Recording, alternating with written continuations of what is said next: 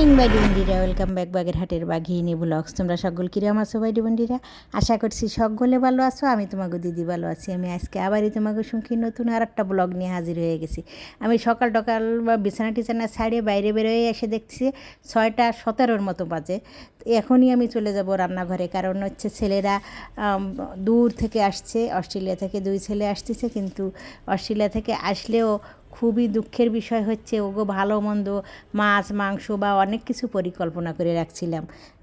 থাকে না, যাদের ছেলে পেলে বাইরে থাকে, যেসব জিনিসপত্রগুলো খাওয়া হয় না, আবার যেসব জিনিসগুলো পাওয়া যায় না, আবার যেসব জিনিসই অনেক দাম, সেগুলো খাবার একটু যাতে রান্না করে খাওয়ানো যায় বা এমনি খাওয়াতে পারি। সব মা বাবাই এমনটা ভাবে সব সময়। আমারও অনেক কিছু পরিকল্পনা ছিল, অনেক কিছু করব, যেহেতু মাত্র 20-25 দিনের জন্য ছোটো ছেলেটা আসতেছে বিশেষ করে, কারণ বড় ছেলেটা আসছে কয়েক মাস, ও হচ্ছে প্রায় 5-6 মাসের মতো থেকে যাচ্ছে। বড় ছেলেটাও চলে যাবে, যাওয়ার সময় হয়ে আসছে। আর ছোটোটা মোটে এই 25 দিন থেকেই চলে যাবে, অল্প সময়। বিশেষ করে যেহেতু ছোটোটা অল্প সময়ের জন্য 1 মাসের জন্য আসছে, মোটে 25 দিনের জন্যে।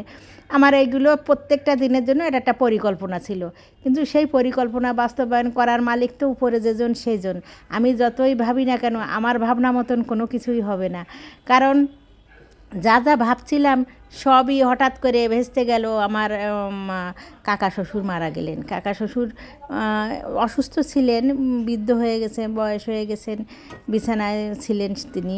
তো হঠাৎ করে তিনি চলে গেলেন। তা তিনি চলে যাওয়াতে আমাদের সনাতন ধর্মাবলম্বীদের মধ্যে নানান রকমের নিয়মকানুন আছে। একজন মানুষ যদি পৃথিবী ছেড়ে চলে যায়, প্রায় 30 দিন 35 দিনের মতন অনেকগুলো নিয়মের মধ্যে থেকে দিয়ে যাওয়া লাগে। সেই নিয়মগুলো শুরু হয়ে গেছে। সেই নিয়মের জন্য আমাদের ঘরে একদম আমিষই চলবে না, এখন অন্তত 15 দিন পর্যন্ত চলবে না। সেই ছেলে থাকবে মাত্র 25 দিন, তার 15 দিনই নিয়মের মধ্যে দিয়ে যাচ্ছি আমরা। কিছুই করার নেই। মেয়ে আর তিনি বেরোয় যাচ্ছেন, সকাল সকাল ওদের চিড়া দিয়ে দিচ্ছি, ওরা চিড়া খেয়ে বেরোয় যাচ্ছে। মেয়ে যাচ্ছে, মেয়ের অফিসে কাজ আছে ওই জন্য। আর হচ্ছে উনি বেরোয় যাচ্ছে এয়ারপোর্টের উদ্দেশ্যে।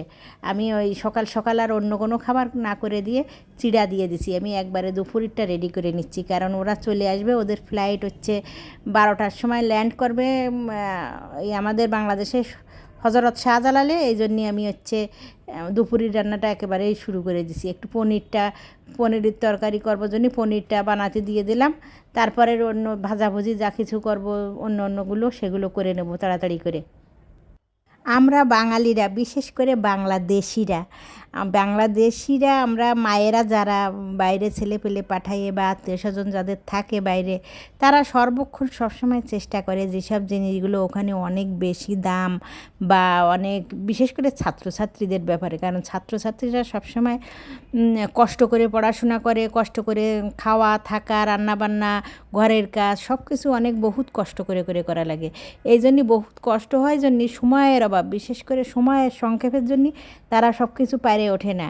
মানে আসলে হয়তো এই রান্নাটা সে পারে, কিন্তু সময়ের জন্য করতে পারতেছে না, এরকমই বেশিরভাগ ছেলেপেলেদের হয়। সেই ক্ষেত্রে তাদের খাবার কোনো রকমভাবে লুডুস, কোনো রকমভাবে পাস্তা, কোনো রকমভাবে একটু জুস, কোনো রকমভাবে চা কফি, সাথে একটু বিস্কুট বা সাথে একটু রুটি বা পরোটা, ডিম ভাজি, রুটি, ওই যেগুলো পাওয়া যায় দোকানে রেডিমেড কিনতে পাওয়া যায় ফ্রোজেন করা, ওইগুলো এনে রেখে দেয়। সেইগুলো সেঁকে নিয়ে সকালবেলা চট করে খেয়ে নিয়ে চলে যায়।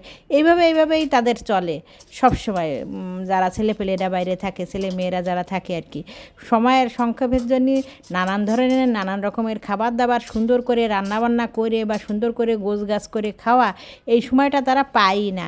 তাই জন্যে মারা, বিশেষ করে বাঙালি মায়েরা সব সময় মনে মনে ভাবনা থাকে, যত সময় ছাত্রছাত্রীরা বাংলাদেশে আসে, মানে বাড়িতে বাসায় আসে, যে বিশেষ করে খাবারের দিকটা, যে খাবারগুলো খাওয়া কষ্ট হয়, খাওয়া হয় না, ওই খাবারগুলো যাতে তাদের করে খাওয়ানো যায়। আমারও ওই রকমের নানান ধরনের পরিকল্পনা ছিল, কিন্তু সেগুলো তো আর হচ্ছে না এই তাড়াতাড়ি 15 দিনের মধ্যেই। যেহেতু আমাদের এখন অশৌচ চলছে, সেই অশৌচের মধ্যে নিরামিষ চলবে। এই জন্যে আমি একটু নিরামিষভাবে পনিরের তরকারিটা করে নিচ্ছি। পনিরের তরকারিটা আবার পছন্দ করে ছেলেরা, মানে এই যে পনিরের তরকারিটা তাদের পছন্দ।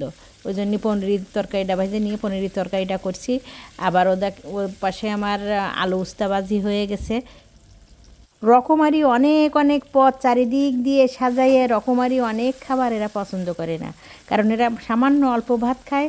সেই সাথে যে অনেক অনেক কিছু লাগবে তা না, কিন্তু পছন্দের খাবার 1-2 পদ হলেই তারা মানে খাওয়াটা পছন্দ করে। কিন্তু পছন্দ না হলে তারা ভাতের কাছে আসাই তাদের মানে একটা অনুপায়। ভাতের কাছে তাকে আনা যায় না যদি পছন্দের খাবার না হয়, খুশি মতন না হয়। তারা অনেক অনেক বেশি খাবে না, অল্প খাবে, একটু খাবে, কিন্তু তাদের পছন্দ মতন হওয়া চাই। না হলে আবার হচ্ছে তারা একদম ভাত খেতেই আসা খুব মুশকিল। এই পনিরটা কিন্তু দুইভাবেই রান্না করা যায়। পেঁয়াজ দিয়ে বা একটু রসুন দিয়ে আদা দিয়ে কষাইয়ে সেইভাবেও রান্না করা যায়। আর আমি এই যে রান্নাটা করতেছি এটা কিন্তু আমি পেঁয়াজ রসুন কোনো কিছুই দিই নেই, একটু সামান্য আদা দিছি আর জিরা ধনে ভাজা করে নিয়ে তারপর বেটে দিছি আর একটু টমেটো দিছি। এই দিয়ে তারপরে পনিরটা করলাম নিরামিষভাবে। এইভাবে রান্না কিন্তু করা পরেও কিন্তু পনিরটা খুব সুন্দর লাগে। আর ওইভাবে পেঁয়াজ দিয়ে যদি ওইভাবে করি সেইটাও ভালো লাগে। এই দুইভাবেই আলু পনিরটা করা যায়, আমিষভাবেও করা যায়, নিরামিষভাবেও করা যায়। এখানে সব নিরামিষ পদ আমার হয়ে গেছে। পনিরের তরকারি, চিচিঙ্গা ভাজি, তারপরে এখানে আছে আলু পটল। এই আলু পটলটা আজকের রান্না না, উঠেছিল কালকের রান্না রাতের। দুধ, আম, তারপরে এই পাশে আছে ওই আলু উস্তা ভাজি। এগুলো সব আমি এই দুধটা একটু ঘন করে নিয়েছি যাতে আর কি আমের সাথে আম দিয়ে জল বেরোয় যাবে, টেস্ট যাতে আর কি কম না লাগে, এই জন্য আর কি একটু ঘন বেশি করছি। আর কাঁকরোল ভাজি, এই ভাজা ভুজি আছে 3-4 প্রকার, আর হচ্ছে আলু পনিরের তরকারি। এগুলো দিয়েই তারা এসে খাবে। এই আমার রান্না শেষ হতে হতেই এদিক এই যে চলে আসছে আমাদের গাড়ি, তারা চলে আসছে মানে আর কি এয়ারপোর্ট থেকে বাসায় চলে আসছে। এইখান থেকে আমাদের আবার দুপুর আমাকে না, শুধু সবখানেই ঢাকার নিয়ম, দুপুরবেলা হচ্ছে একটা লিফট বন্ধ করে আর একটা লিফট ছাড়ে। একটা লিফট দুপুর 12টা পর্যন্ত চলে, আবার 12টার পর থেকে আর একটা লিফট, 2টা লিফট অল্টারনেট করে চলে। তা যেটা আমাদের বাসার একদম সামনের লিফট ওইটা এখন বন্ধ হয়ে গেছে। তাই একটু বলে আসলাম নিতে ছাড়ার জন্য দারোয়ানরা, যদিও নিজেই ছাড়তো, তারপরেও আমি একটু বলে দিলাম যাতে এই লিফটটা ছাড়িয়ে দেয়। ছোট ছেলেটা আসছে 1 বছর পরে আর বড় ছেলেটা আসছে 3 বছর পরে। ছোট ছেলেটা গত বছর জুন জুলাই সেশনে ভর্তি হয়েছিল, 1 বছর পরে এই আবার জুলাই মাসে আসলো আর কি, ঠিক 1 বছর পরে। বড় ছেলেও 1 বছর পরে আসছিল, পরে কিন্তু পরপর 2 বা 3 বার আসার পরে এই যে এইবার আসলো 3 বছর পরে, একটু বেশি দেরি করে আসলো, কারণ চাকরি করলো 1 বছর। ওই চাকরি করার মধ্যেই ও আর একবারও আসেনি ওই সময় আর কি। আর ছোটো ছেলেটা 1 বছর পরে আসলো। যদিও একটু ওর বাবার কষ্ট হয়ে যায়, কষ্ট হয়ে গেলেও সে সবসময় চেষ্টা করে বছরের মধ্যে আনার, যে 1 মাস ছুটি হোক আর 2 মাস হোক, সে ছুটি যাই হোক না কেন উনি সবসময় চেষ্টা করেন বছরের মধ্যে একবার অন্তত নিয়ে আসার জন্য বাসায়।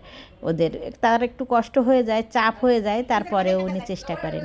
তা ওরা দুইজনই চলে আসছে এদিকে, হাত পা ধুয়ে টুয়ে ফ্রেশ হয়ে ওরা খেতে বসে গেছে। লারাও খুব খুশি, আমিও খুব খুশি।